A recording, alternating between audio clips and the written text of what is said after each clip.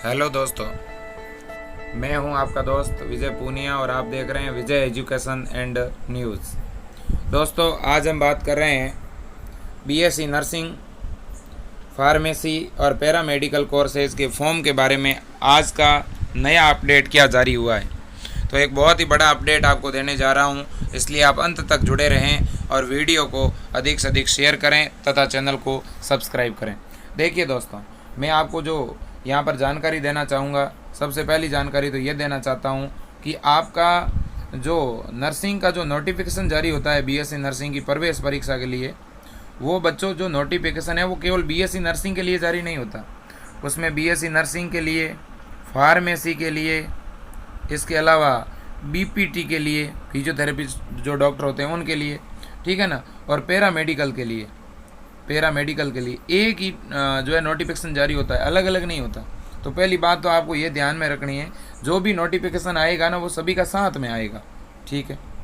दूसरी बड़ी बात यह है, जो लगातार बच्चों की इंक्वायरी आ रही है कि सर फॉर्म कब निकलेंगे, इस पर कोई आप ऑथेंटिक जानकारी दो। देखो, मैं लगातार काफ़ी दिनों से यह बात आपको बता रहा हूँ और मैं सबसे नया अपडेट आपको दे रहा हूँ, ठीक है ना। जहाँ तक मुझे जो अंदर से सूचना मिली है उसके आधार पे मैं ये कह सकता हूँ कि आपके फॉर्म दोस्तों सितंबर के अंदर निकलने वाले हैं। तो आपके जो फॉर्म हैं, ऑनलाइन फॉर्म कह दो या आप जो है नोटिफिकेशन कह दो, तो आपका नोटिफिकेशन जो है वो सितंबर में क्या होगा, निकलेगा, ठीक है। इसके बाद में मेरे से बच्चे पूछ रहे हैं कि सर जो ये एग्ज़ाम होगा इसका सिलेबस क्या है, एग्ज़ाम कौन से माध्यम में होगा और नेगेटिव मार्किंग होगी कि नहीं होगी, और पिछली बार मेरिट क्या रही, कट ऑफ क्या रही। तो सुनो आप, देखो दोस्तों, सबसे पहली बात तो ये है कि जो ये एग्ज़ाम होगा, ये एग्ज़ाम सभी के लिए होता है, पैरामेडिकल के लिए भी होगा और किसके लिए, फार्मेसी के लिए भी होगा।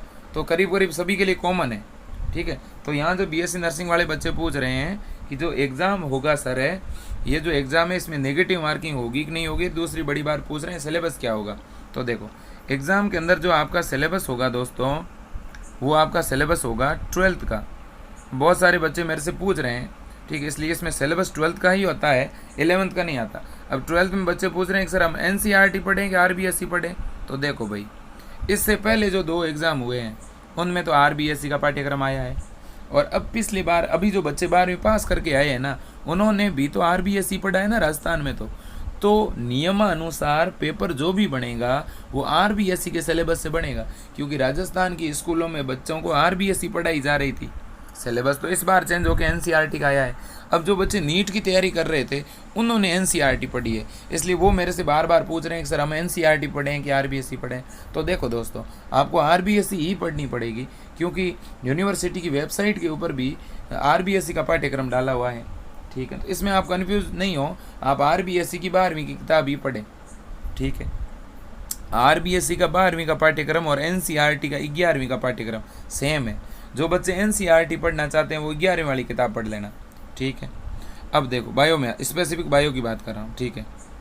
अब देखिए दोस्तों, अब दूसरी बड़ी बात, बच्चे पूछ रहे हैं कि सर पेपर हिंदी में आएगा कि इंग्लिश में आएगा, हम हिंदी में तैयारी करें कि इंग्लिश में करें। ये बात मैंने पहले भी बताई और मैं फिर कह रहा हूँ, पेपर दोनों ही मीडियम आएगा। एक ही पेपर के अंदर प्रश्न पहले हिंदी में लिखा हुआ होगा और नीचे उसका अनुवाद इंग्लिश में लिखा हुआ होगा। तो आप हिंदी वाले कॉलम से ही करो चाहे इंग्लिश वाले करो, बात तो एक ही है। तो आपको जो भी लैंग्वेज पढ़नी आए आप उससे सही कर देना।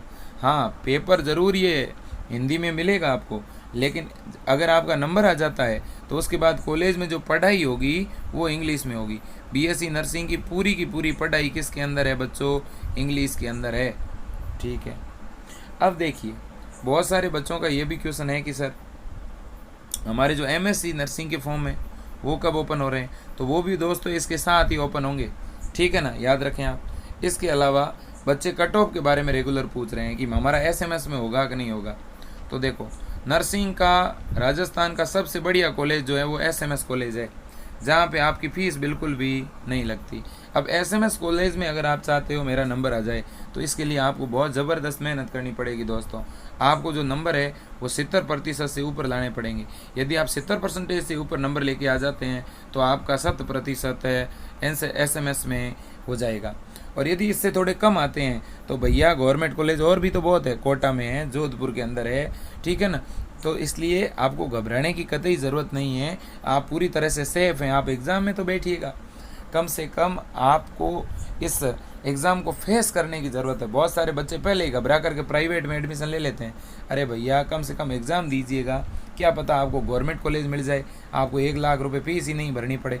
तो इसलिए फालतू में 1 लाख रुपए भरने के बजाय आपको परीक्षा में बैठना चाहिए।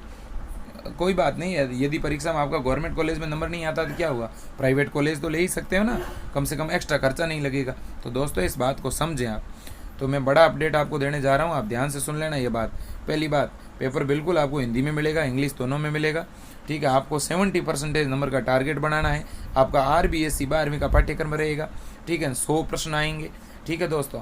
तो इसलिए आपको अच्छी तरह से इसे जो है ध्यान में रखना है दोस्तों। किसी भी तरह से घबराने की ज़रूरत नहीं है। सितंबर में फॉर्म निकलेंगे, नवंबर में परीक्षा होगी। बहुत सारे बच्चे पूछ रहे हैं सर एग्ज़ाम कब होगा, तो ये बात मैं पहले भी बता चुका हूँ, अब फिर बता रहा हूँ। आपका जो एग्ज़ाम होगा वो कब होगा, नवंबर के अंदर होगा। आपका एग्ज़ाम जो है दोस्तों वो कब होगा, नवंबर के अंदर होगा। और दूसरा, नीट वाला विवाद, बच्चे पूछ रहे हैं कि सर अब नीट वाला विवाद क्या समाप्त हो गया क्या? अरे भैया वो तो पहले ही हो गया। अपने राजस्थान के अंदर नीट की परीक्षा से BSc नर्सिंग में एडमिशन नहीं होगा। केवल और केवल बनारस हिंदू विश्वविद्यालय और दिल्ली यूनिवर्सिटी के जो कॉलेज हैं उनमें ही नीट के द्वारा BSc नर्सिंग में क्या होगा, एडमिशन होगा दोस्तों। धन्यवाद दोस्तों, आप चैनल को सब्सक्राइब करें और इस लिंक को ज़्यादा से ज़्यादा शेयर करें। आपका सपोर्ट इसी प्रकार से बना रहे दोस्तों। आपको कोई भी जानकारी चाहिए आप कमेंट बॉक्स में लिखिएगा, आप मेरे को पर्सनल मैसेज कर सकते हैं। थैंक यू दोस्तों। जय हिंद, वंदे मातरम, भारत माता की जय।